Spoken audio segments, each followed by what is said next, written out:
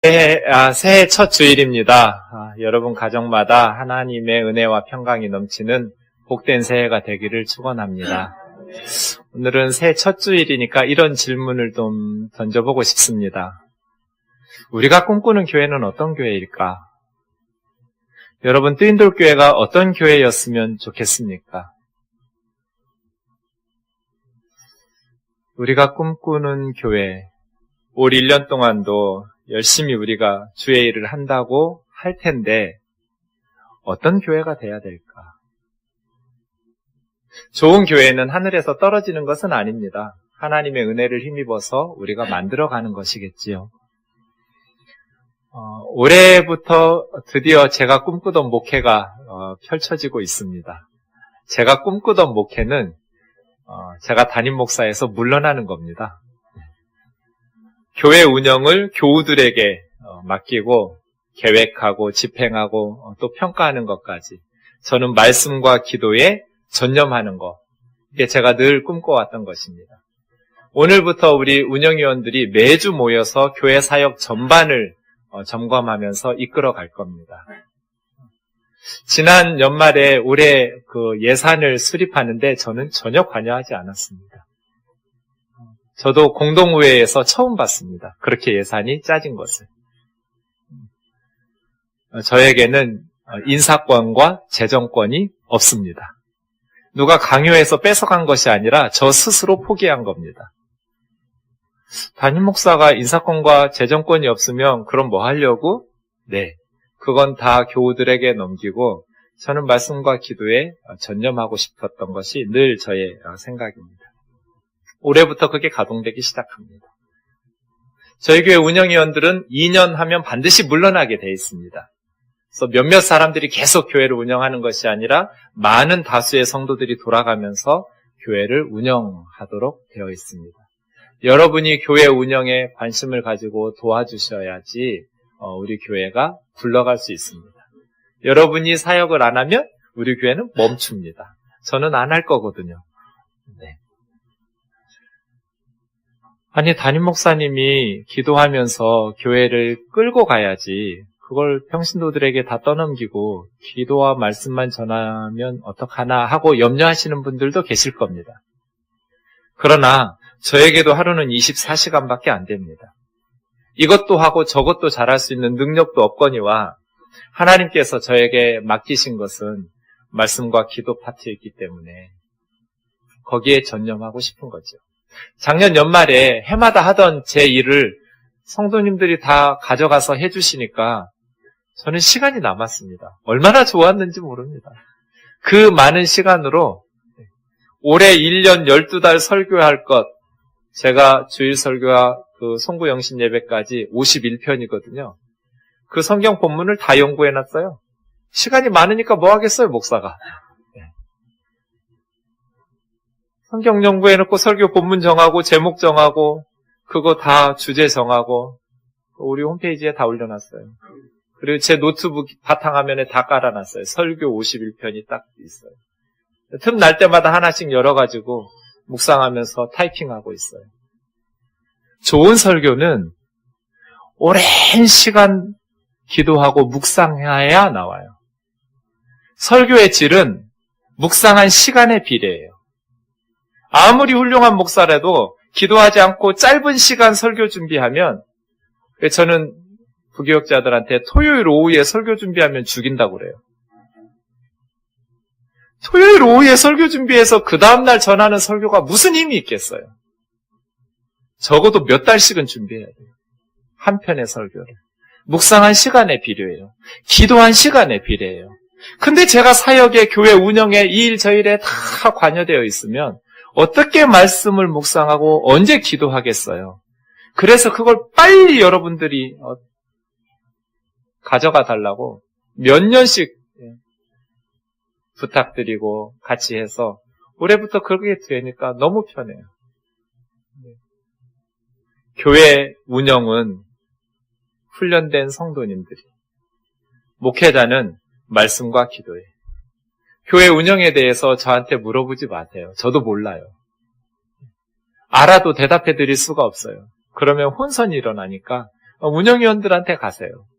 우리 예배에 대해서 아이디어가 있거나 좀 의문이 있으면, 개선할 점이 있으면 예배국장한테 가면 되고요. 우리 선교하는 게 마음에 안 들면 선교국장한테 가면 되고요. 구제국장한테 가시고 다 그렇게 하시면 돼요. 저한테는 성경 들고 오세요. 목사님 성경 가르쳐 주세요. 그리고 이 성경이 무슨 뜻이에요? 이 구절 이해가 안 돼요. 그렇게 질문하셔야 돼요. 그리고 저한테는 기도해 달라고 그래야 돼요. 목사님 기도해 주세요. 문자 보내고 카톡 보내고 기도 부탁하실 때 목사가 해야 될 일은 말씀을 연구하고 가르치고 전하고 그리고 기도하는 일이에요.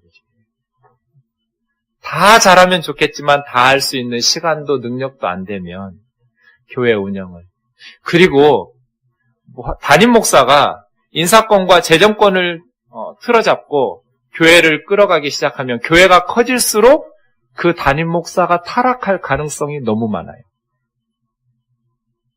뜨인들 교회가 성장하고 있는데 성장하면 성장할수록 제가 재정권과 인사권을 가지고 휘두르면 제 자신이 타락하고 변질될 가능성이 너무 많아요. 그래서 저는 저를 안 믿거든요. 저는 저 자신이 믿을 만한 존재가 아니라는 것을 깨달았어요. 그래서 성도들에게 떠넘기는 거예요. 저는 몰라요. 이것이 우리가 꿈꾸는 교회인가? 성경적 교회 운영, 투명하고 민주적으로 운영하는, 그렇지 않습니다. 천만의 말씀입니다. 이것은 껍질입니다. 정말 중요한 거는 성경적 교회 운영이라는 껍질이 아니라 그 속에 담겨져 있는 내용이 중요한 것입니다. 무엇을 위해서 이런 운영을 할 것이냐. 투명한 공동체는 사회단체도 많고요, NGO 단체도 많고요, 다른 종교 중에도 많이 있을 수 있습니다. 그저 우리가 꿈꾸는 교회가 부패하지 않은 투명하고 건강한 교회라면 우리는 껍질은 반듯한 건 인정받겠지만 그 내용물이 텅 비어 있겠지요. 그러면 뜨인돌 교회가 추구하는 그 내용은 무엇이냐? 그렇게 운영하려는 교회가 무엇을 달성하기 위해서 그런 성경적 운영의 틀을 마련하는가? 내용은 성경적 사상과 비전입니다. 우리 교회가 채워야 될 것은 하나님의 진리의 말씀의 사상과 그 말씀을 통해서 우리에게 가르쳐 주신 비전입니다. 비전이라는 단어를 여기저기서 많이 쓰고 연초 연말이 되면 회사에서도 쓰고 여러 사람들이 비전 합니다. 하지만 성경이 말하는 비전과 세상에서 말하는 비전은 큰 차이점이 있습니다. 세상 사람들이 말하는 비전은 그 회사나 그 사람이 소원하는 꿈이고 목표하는 달성하고 싶은 계획입니다. 성경은 이것을 비전이라고 부르지 않습니다. 성경이 말씀하시는 비전은 하나님이 우리를 통해서 이루고 싶어 하시는 꿈입니다. 내가 달성하고 싶은 소망이 아니라 하나님이 우리를 통해서 하시고 싶은 계획, 이걸 성경은 비전이라고 부릅니다. 우리 교회가 꿈꾸어야 될 것, 우리가 달성해야 될 것, 하나님이 우리를 통해서 이루고 싶어 하시는 꿈입니다. 하나님께서 우리를 통해서 이루고 싶어 하시는 것은 하나님의 말씀인 성경의 가르침과 사상으로 채워질 때 가능할 겁니다. 올 한 해 우리 뜨인돌 교회에 하나님의 말씀의 은혜가 넘쳐서 우리 한 사람 한 사람이 성경의 사상, 하나님의 진리로 가득 채우고 하나님께서 우리를 통해서 이루고 싶어 하시는 하나님의 꿈과 계획이 성취되어지는 복된 한 해가 되기를 원합니다. 오늘 본문 말씀은 그런 의미에서 우리 교회가 어떤 교회가 되어야 되는지, 우리가 꿈꾸는 교회를 향한 매우 중요한 통찰력을 줍니다. 성전 청결 사건이라고 부르는 말씀입니다. 교회 좀 다니신 분들은 다 잘 아는 내용이죠. 왜냐하면 마태, 마가, 누가, 요한, 사복음서에 다 나오거든요. 예수님께서 성전에 가셔서 부패한 제사장들을 책망하시면서 짐승들 내쫓고 상을 엎으시면서 성전을 정화시킨 사건. 두 가지 측면에서 오늘 말씀을 좀 접근해 보려고 합니다. 요한복음인데요. 오늘부터 9번 요한복음 설교할 거거든요. 중간에 시편이 들어서 3월까지. 예수님 처음 믿는 사람들, 성경 잘 모르는 사람들이 목사님 뭐부터 성경 읽을까요? 성경 어디부터 읽을까요? 창세기부터 읽을까요? 마태복음부터 읽을까요? 하면 제가 늘 대답하는 게 요한복음부터 읽으세요입니다. 왜냐하면 성경 잘 모르는 사람, 이제 막 예수님 믿기 시작한 사람들도 요한복음을 읽으면 성경 잘 몰라도 느껴지는 게 있거든요. 쉽게 받아들일 수 있어요. 그래서 요한복음부터 읽으라고 말해요. 저는 요한복음을 매년 가르쳐요. 한 반 혹은 두 반, 세 반씩. 10년이 훨씬 넘었어요. 그러니까 저는 매주 요한복음을 연구하고 읽고 가르쳐요. 그래서 저는 요한복음을 통해서 예수님을 인격적으로 만났기 때문에 다른 성경보다 더 저 개인적으로도 관련 있고 은혜 받았던. 그런데 성경 66권 중에 제일 어려운 순서대로 성경을 말해보라고 그러면 1등이 요한복음이에요. 이상하죠? 예수님 막 처음 믿는 사람에게 권하는 성경이 요한복음이라는 것은 그만큼 쉽다는 뜻이거든요. 그런데 성경을 수십 년 연구하는 목회자나 신학자들이 제일 어려워하는 성경이 요한복음이에요. 요한복음은 참 특이한 성경이에요. 가장 쉽게 말할 수도 있고 가장 어렵게 가르칠 수도 있어요. 그런 의미에서 요한복음이 언뜻 보면 쉬운 내용인 것 같지만 작정을 하고 한 구절 한 구절 제대로 연구하기 시작하면 참 낯설고 어려운 성경이 요한복음이에요. 나는 요한복음이 쉽더라. 요한복음 내용 뭐 거의 다 이해가 되던데? 라고 말씀하시는 분이 계시다면 아직 요한복음을 제대로 공부하려고 한 적이 없는 분이에요.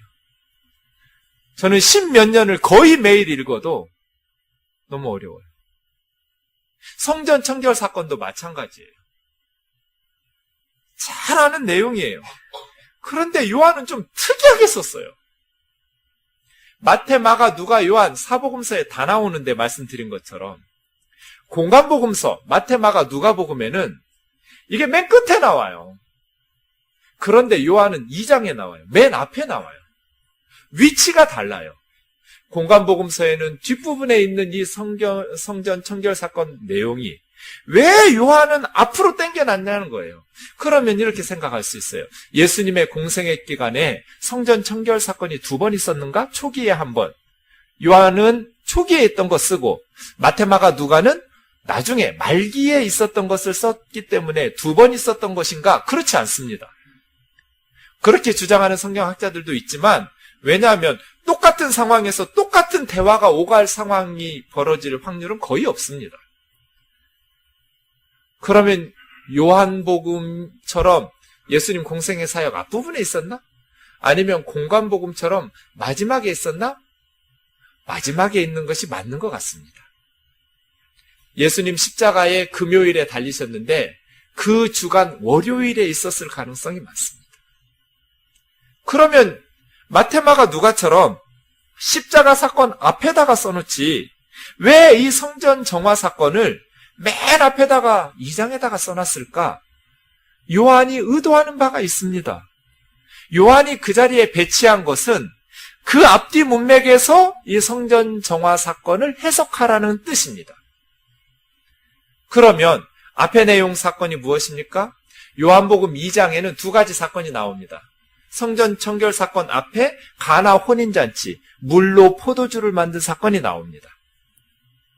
그렇게 2개의 사건이 요한복음에 나오고 3장에 니고데모가 나오고 4장에 사마리아의 수가성의 여인이 나옵니다. 남편이 5 있었는데 지금 사는 남자도 남편이 아니니 6번째 남자와 동거하고 있는 여자. 이렇게 4가지 사건이 요한복음 2, 3, 4장에 나옵니다. 그 2번째 이야기로 성전 청결 사건이 등장하는 것이죠. 이 문맥 속에서 해석하라는 뜻입니다. 사복음서는 대개 일어난 시간 순서로 기록되지만 반드시 거기에 얽매이지는 않습니다. 예컨대 예수님의 사역이 설교만 쭉 하시다가 병자들만 쭉 고치시다가 이러지는 않았을 겁니다. 설교도 하시다가 병자도 고치시다가 유대인들과 논쟁도 하시다가 이런 식으로 됐을 텐데 복음서는 되게 묶음으로 되어 있거든요. 설교 묶음, 논쟁 묶음 이런 식으로 군데군데 그런 게 많아요. 그러니까 예수님 공생의 많은 설교와 많은 기적과 많은 논쟁들 중에 저자들이 배열을 한 것이죠. 대부분 일어난 시간 순서에 따라 배열하지만 항상 그렇게 배열하지는 않은 거예요. 이 네 가지 사건은요, 그냥 각각 일어난 거예요. 가나 혼인잔치, 첫 번째 기적이니까 이건 매우 초창기에 일어난 표적이에요. 그러나 성전 청결 사건, 이거는 십자가 전에 있었던, 그 주간에 있었던 사건이니까 맨 마지막 쪽에 있어야 돼요. 그 다음 니고데모 만난 사건, 사마리아에서 수가성 여인을 만난 사건, 이 네 가지 사건은 다 각각 독립적으로 발생한 사건이에요. 그런데 몇십 년 동안 말씀을 묵상했던 요한이 글을 쓸 때는 이 네 가지 사건을 서로 연관지어 놨어요. 그래서 앞뒤 문맥 속에 배치시켜 놓은 거예요. 그럼 우리가 해석할 때도 그렇게 해석하셔야 돼요. 주의 깊게 보면 둘씩 짝을 지을 수 있습니다. 가나 혼인잔치와 니고데모 사건이 연관되어 있어요. 성전 청결 사건과 사마리아 수가성의 사건이 연결되어 있습니다. 가나 혼인잔치가 무슨 뜻입니까? 결혼식에 포도주가 빠졌어요. 예전에 전라도에서 잔치하면 홍어가 빠지면 아주 몹쓸 집이거든요. 경상도 쪽은 뭐 빠지면 안 돼요? 예? 문어. 문어. 잔치를 해놓고 문어를 음식 준비를 안 했다. 이거 아주 부실한 잔치죠. 이스라엘 잔치에 포도주가 떨어진다. 상상할 수도 없는 일이에요. 심지어 고소 고발도 당해요. 혼주 측이. 그렇게 승질난 거예요. 혼인잔치에 포도주가 떨어져 버렸어요. 물밖에 없어요. 포도주를 찾는 손님들에게 맹물을 갖다 줄 수는 없잖아요. 근데 떨어져 버렸으니 어떡해요? 그런데 예수님께서 물을 포도주로 바꿔주셨어요.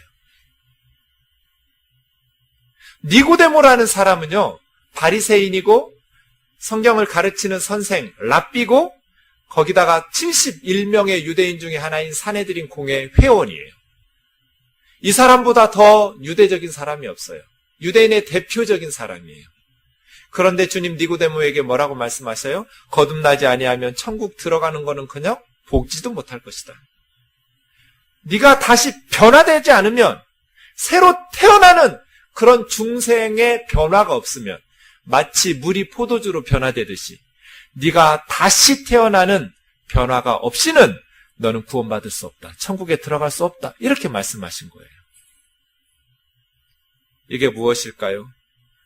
율법과 유대교와 구약의 기능이 다했다는 뜻입니다. 더 이상 사람들에게 기쁨을 줄 수 없고 생명을 줄 수 없다는 뜻입니다. 율법이 생명을 줄 수 있고 성전이 생명을 줄 수 있고 또 구약과 유대교가 구원과 생명을 줄 수 있었다면 니고데모가 구원받아야 됩니다. 니고데모가 하나님 나라에 들어갈 수 없다라는 것은 율법과 구약의 또 유대교를 통해서는 더 이상 구원이 없다는 뜻입니다. 맹물 같은, 텅 비어버렸어요. 더 이상 사람들에게 줄 수 있는 포도주가 없고 이제 맹물 같은 기쁨과 생명을 줄 수 없는 거예요. 변화돼야 돼요. 거듭나야 돼요. 그런데 어떻게 거듭나야 돼요? 예수 그리스도 안에서 거듭나는 거예요. 세상의 지식이나 명예로 또 다른 종교 체제 시스템으로 변화되는 것이 아니라 예수님에 의해서 변화돼야 돼요. 물이 포도주로 변화되듯이.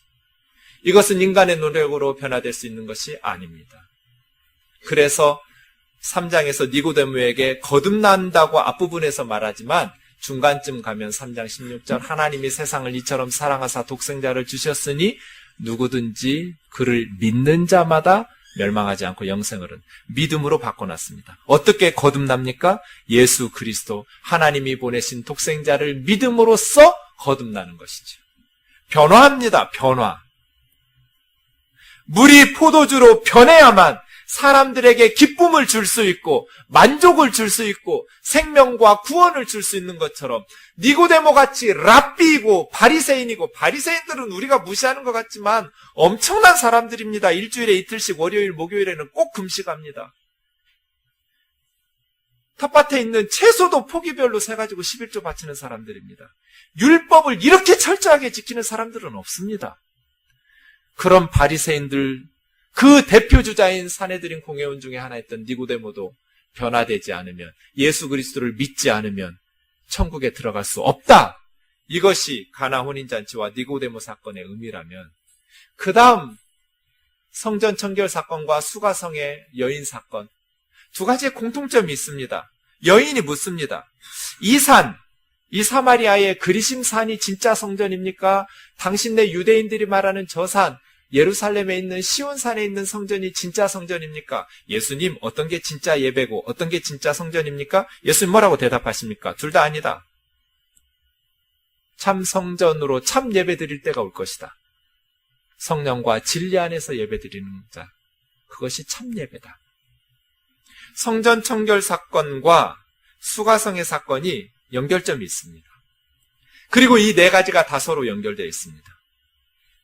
요한이 마지막에 일어났던 성전 청결 사건을 맨 앞에 2장으로 땡겨서 배치시킨 것은 앞뒤 사건들과 문맥 속에서, 흐름 속에서 연결해서 해석하라는 뜻입니다. 그 해석의 뜻은 뭡니까? 변합니다. 더 이상 율법이 생명을 줄 수 없다. 더 이상 구약의 성전 기능이 끝났다. 율법의 대표, 구약의 대표, 유대교의 대표가 성전이잖아요. 성전에서 짐승 제사 드리고 제사장들이 하나님 앞에 유월절 지키는. 그런데 예수님께서 다 뒤집어 엎은 거예요. 예수님 지금 무엇을 말씀하고 계십니까? 새로운 것, 새로운 변화를 말씀하고 계십니다. 이렇게 요한복음의 성전 청결 사건은 위치가 다릅니다. 내용도 다릅니다. 공간복음과 내용이 달라요. 내용 면에서 이해하기 어려운 부분이 18절인데요. 우선 13절부터 한번 본문을 보겠습니다. 유대인의 명절이 3개가 있는데 유월절, 오순절, 초막절입니다. 유월절, 명절이니 예루살렘에 모였습니다. 우리는 명절에 고향에 부모님 찾아가는데 유대인들은 성전으로 모입니다. 그런데 성전 안에 소, 양, 비둘기 파는 사람들, 돈을 환전해주는 사람들이 있습니다. 여기는 이방인의 뜰입니다. 이방인들은 거기까지만 들어갈 수 있는데 거기서 동물들을 팔고 희생제사 드릴, 그리고 돈을 환전합니다. 왜냐하면 밖에서 쓰는 돈은 성전에서 안 받아주니까 환전을 해야 되거든요. 그런데 남아있는 기록들을 보면 환전 수수료를 엄청나게 뜯어먹었어요. 그리고 짐승도 밖에서 사는 것보다 훨씬 비싸게 샀어요. 심지어 7배까지 비싸게 사야 됐대요. 밖에서 양 한 마리 100만 원이면 성전에서 살 때는 700만 원 줘야 돼요. 그럼 누가 성전에서 사겠어요? 밖에서 사오지? 그런데 그게 그렇지가 않아요. 제사장들이 받아주지를 않아요. 구약의 율법의 제물은 흠이 없어야 돼요. 눈이 먼 동물이거나 어디 상체기가 있으면 안 돼요. 이것을 누가 판별하냐면 제사장이 해요. 그러니까 제사장이 밖에서 사온 동물들은 안 받아줘요. 흠이 있다고. 훨씬 질이 떨어져도 성전에서 비싸게 산 것은 받아서 제사를 드려주니까 울며 겨자 먹기로 먼 곳에 있는 사람들은 그 성전 뜰에, 이방인의 뜰에서 동물을 샀겠지요. 그때 예수님이 그 모습을 보고 노끈으로 채찍을 만드셔서 동물들을 다 성전에서 내쫓으시고 바꾸는 사람들의 상을 다 뒤집어 엎으셨어요. 환전상들에. 그리고 말씀하셔요. 이것을 여기서 가져가라. 내 아버지 집으로 장사하는 집을 만들지 말라. 이 부분이 공간복음하고 좀 달라요. 마태, 마가, 누가는 똑같아요. 강도의 소굴로 만들었다고 그랬어요. 그런데 요한은 강도의 소굴이라는 표현이 없어요. 그러니까 요한이 말하고 싶은 것은 뭐냐면 예수님이 흥분하시니까 한마디만 하고 가만히 있었겠어요? 성전 청결 사건 노끈으로 막 채찍 만들어서 다 내쫓으면서 말씀은 이렇게 2-3마디밖에 안 했겠냐고요. 흥분하면 말이 많아지잖아요. 이 말도 하고 저 말도 하고 강도의 속을 많이 말씀하셨단 말이에요. 그 중에서 인상 깊은 것만 쓴 거거든요. 복음서 기자들은. 근데 마테마가 누가는 강도의 소굴이라는 말이 귀에 박혀서 쓴 거고요. 요한은 그것보다 장사한다라는 단어에 포커스 맞춰서 쓴 거예요. 강도의 소굴과 장사하는 집으로 만들지 말라라는 것의 차이는, 요한은 너희들이 지금 이 물건들을 판매하는 것에 있어서 강도처럼 폭리를 취했기 때문만이 아니란 뜻이에요. 아예 이렇게 장사하는 것 자체가 문제라는 거예요. 그러한 제도 자체를 요한은 비판하고 있는 거예요. 강도들처럼 폭리를 취했을 뿐 아니라 요한은 그 얘기는 안 해요. 여기서 이거 팔고 있는 것 자체가 문제라는 거예요. 그런데 물어요. 성전을 사모하는 열심이 예수님을 삼켰다고 말하는데요. 결국 예수님이 십자가에서 돌아가신 것은 이 성전 청결 사건이 결정적 기름 부은 거거든요. 불난 집에. 근데 18절이 문제예요. 한번 보시죠. 유대인들이 대답하여 예수께 말하기를 네가 이런 일을 행하니 무슨 표적을 우리에게 보이겠느냐? 이게 좀 이상하지 않으세요, 여러분? 자, 상황을 생각해 보세요. 이방인의 뜰에서 장사하고 있어요. 환전도 하고요. 소란스러웠겠죠.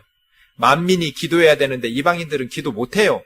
막 소들 울어대고 양들 울어대고 뭐 물건 팔고 이러는데 어떻게 이방인들은 기도해요? 이방인들은 유대인 들어갈 수 있는 곳에 받아들여주지도 않는데, 그러니 만민이 기도하는 그 만민 중에 이방인들은 불가능해요.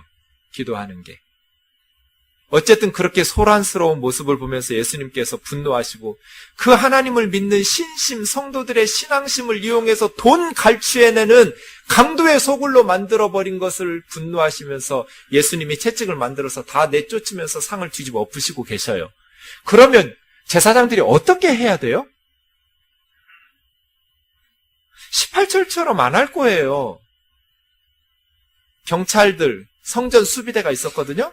그 사람들을 통해서 예수님을 제재하면서 네가 도대체 누군데 성전에서 이렇게 소란을 피우느냐라고 막았어야 돼요.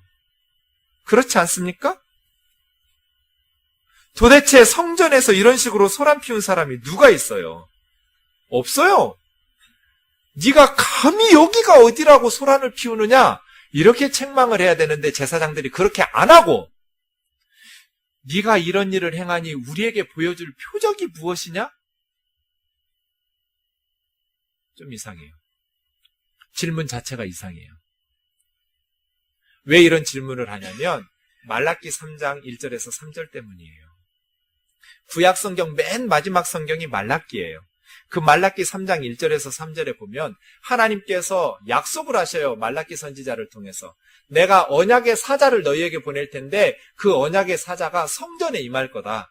성전에 찾아가서 내 종이 너희를 금을 연단하는 불처럼 금에 붙어있는 모든 찌꺼기들을 불사르는 불과 같이 그 문을 연단하는, 그리고 표백하는 자의 잿물과 같이 성전을 깨끗하게 할 거다. 레위인들을 거룩하게 해서 공의로운 제물 예배를 드릴 수 있게 할 거다. 성전 청결 사건을 예언하는 것으로 구약 성경이 끝나요. 말라기 선지자의 메시지를 알고 있었기 때문에 이 제사장들이 예수님에게 와서 성전을 정화시키는 이런 일이 있었던 적이 없어요. 6월절이면 제일 돈을 많이 버는 목돈이 들어오는 날인데 예수님이 지금 젊은 애가 성전에서 깽판 치니까 이 분노가, 그럼에도 그거를 누르면서 예수님에게 묻는 거예요. 네가 성전에서 그렇게 말라기 선지자가 예언했던 언약의 사자, 금과 은을 단련시키는 용광로의 불과 같이, 그리고 부패한 레위인들을 깨끗하게 하는 표백하는 잿물과 같은 그 하나님이 약속한 언약의 사자라는 것을 우리가 믿을 수 있는 증거를 대라는 거예요. 그게 18절이에요. 네가 그렇게 하는데 무슨 표적을 우리에게 보여주어서 네가 말라기가 예언했던 그 언약의 사자라는 것을 우리가 믿을 수 있겠니? 하고 물은 거예요. 그랬더니 예수님이 19절에서 뭐라고 대답하셨어요? 너희가 이 성전을 헐라 내가 사흘 만에 다시 일으키리라. 이 말 듣고 제사장들이 예수님이 정말 표적을 보여줬다고 생각했을까요? 안 했을까요? 안 했겠죠. 비겁하게 회피했다고 생각했겠죠. 네가 언약의 사자라는 것을 믿을 수 있도록 하늘에 어떤 표적을 보여봐라. 그렇게 했더니 성전을 헐어라. 내가 사흘 만에 다시 지을 테니까. 야, 이 성전이 46년 동안 지어졌는데 네가 3일 만에 다시 짓겠다고? 표적 보일 능력이 없으니까 저렇게 비겁하게 꽁무니 빼는구나. 시골에서 온 촌뜨기가 뭔가 젊은이의 객기로 이렇게 군중 심리를 좀 어떻게 동원해 보려고 했는데 결국 능력이 없으니 우리에게 보여줄 증거도 없이 저렇게 거짓말로 허풍 떨었구나 라고 생각했겠죠. 그런데 예수님은 진짜 대답하신 거예요. 네가 무슨 자격으로 성전을 깨끗하게 하고 우리가 너를 믿을 수 있는 그런 표적을 어떻게 보이겠냐라고 하셨을 때 예수님은 대답을 회피하신 것이 아니라 정확하게 대답하신 거예요. 나는 말라기 선지자가 예언했던 그 언약의 사자다. 성전을 깨끗하게 하는 자이다. 성전의 모든 찌꺼기와 불순물을 태우는 용광로이며 모든 더러운 것들을 씻어내는 표백하는 잿물이다. 나는 하나님 앞에 제대로 된 예배를 드릴 수 있게 만드는 나는 성전을 깨끗게 하는 자다. 그런데 얼마만큼 성전을 깨끗게 하는가? 이 성전을 대충 리모델링 하는 것이 아니라 완전히 허물어버리고 다시 새롭게 성전을 짓는 자로서 성전을 정화시키는 자다. 이게 예수님 대답이에요. 이게 무슨 뜻이에요? 가나 혼인잔치처럼, 니고데모처럼, 수가성처럼 건물 성전의 기능과 율법과 유대교와 구약의 기능이 끝났다는 선포예요. 이제는 다시 예수 그리스도 안에서 새로운 성전이 지어지겠다는 거예요. 야, 46년 동안 지었는데 네가 3일 만에 일으켜? 이 성전 기원전 19년부터 헤롯 대왕이 주후 64년까지 계속 건물 지어가면서 리모델링한 수십 년에 걸친 역사예요. 그 공사예요. 그리고 지금 예수님이 말씀하실 때 46년째예요. 왜 헤롯이라는 왕은 유대인들의 성전을 그렇게 아름답고 화려하게 지어주었을까? 헤롯은 이스라엘을 다스리는 왕인데 로마의 허락을 받아서. 그런데 이 헤롯은 이스라엘 사람이 아니에요. 이방인이에요. 여러분, 우리 대한민국 사람이 한국의 대통령이 아니고 일본 사람이 한국의 대통령이거나 중국 사람이 한국의 대통령이 된다면 우리 한국 사람들이 그 지배를 받을 때 얼마나 불평하겠어요. 헤롯이라는 가문은 유대인이 아니에요. 야곱의 쌍둥이 형 에서의 후손 에돔이라는 나라 출신이에요. 그런 유대인들이 계속 로마의 힘 때문에 어쩔 수 없이 억눌려서 헤롯의 통치는 받고 있지만 늘 불평과 원망이 생기니까 헤롯이라는 사람이 또 엄청나게 포악한 군주거든요. 독재자예요. 그 자신에 대한 불만을 누그러뜨리기 위해서 성전을 화려하게 지어준 거예요. 헤롯이 지은 그 성전, 자신의 거짓과 부패와 헤롯은 자기 왕위를 노린다고 해서 자기 친부인을 죽이고 친아들들을 살해한 사람이에요. 그러니 예루살렘에서 왕이 태어났다고 예언하니까 베들레헴 애들 2살 밑으로 죽이는 거는 일도 아니죠. 자기 자식도 죽이는 사람이 남의 자식 죽이는 거 그 일도 아니죠. 자기 왕권을 노리는 그런 위기를 지키는 그것을 커버하기 위해서 지어주는 화려한 성전 헐어라.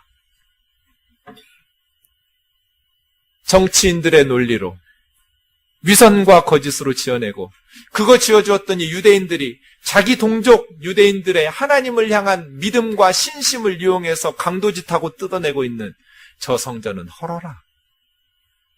내가 사흘 만에 다시 진다. 20절 21절 예수님이 십자가에 돌아가시고 사흘 만에 부활하신 후에야 비로소 제자들이 이 말씀을 기억하고 믿었다고 그랬습니다. 사랑하는 형제자매 여러분, 우리는 어떤 성전을 지어야 될까요? 건물로서의 성전 기능은 끝났습니다. 이어달리기를 하면 자기 구간 달린 후에 그 다음 사람에게 바톤을 넘겨줍니다. 성경도 마찬가지입니다. 이것을 점진적 구속사라고 말합니다. 창세기부터 요한계시록까지 점점 계시가 발전합니다. 예컨대 3가지만 말씀드리면 짐승제사가 발전해서 십자가로 바뀌었죠. 구약에는 성전에서 짐승제사로 죄 용서 받았지만 더 이상 신약에서는 더 이상 짐승제사가 필요 없으니까 예수님의 십자가 사건으로 끝난 겁니다. 구약 성경 읽어가면서 지금도 우리가 짐승제사 드리지 않지 않습니까? 점진적 구속사의 발전이죠. 성전도 마찬가지인 겁니다. 구약 시대에는 메시아가 오시기 전에는 짐승제사가 있어야 되니까 건물 성전이지만 신약으로 넘어오면서 이제는 더 이상 건물은 성전이 아닙니다. 신약 성경이 계속 우리에게 말하는 게 뭡니까? 예수 믿는 너희가 하나님의 성전인 것과 하나님의 성령이 너희 안에 거하시는 줄을 알지 못하느냐. 예수 믿는 성도들이 성전입니다. 여기서 예배드리고 우리 떠나면 텅텅 빈 이 어두운 지하에 하나님 혼자 지키고 우리 다시 올 때까지 기다리는 게 아니라 우리와 함께 우리 마음속에 하나님이 우리와 함께 집으로 가십니다. 우리가 화장실 가면 화장실이 성전이고 학교 가면 교실이 성전이고 회사 가면 회사가 성전이에요. 거기가 하나님 집이에요. 건물이 아닙니다. 이건 예배 처소일 뿐이죠. 여전히 구약 성경을 읽어가면서 성전 건축이라는 잘못된 표현으로 성도들에게 힘들게 하는 것은 잘못된 것입니다. 예수님은 성전을 하나도 지은 적이 없습니다. 성전 지으라는 말씀하신 적도 없습니다.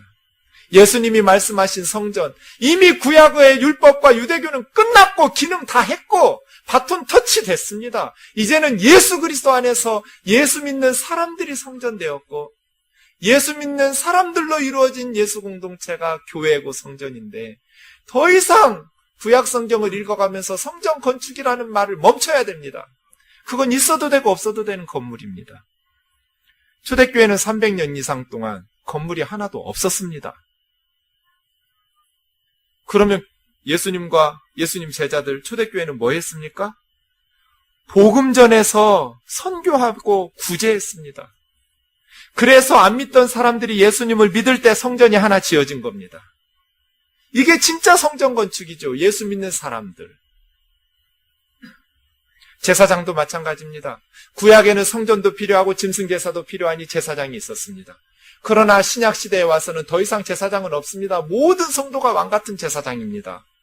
그런데 아직도 한국교회에서 총회장이라는 분이 대물림 목회는 구약 성서에 나와 있는 것으로 혈통에 따라 제사장 노릇하는 당연한 권리이며 가장 성서적 목회다.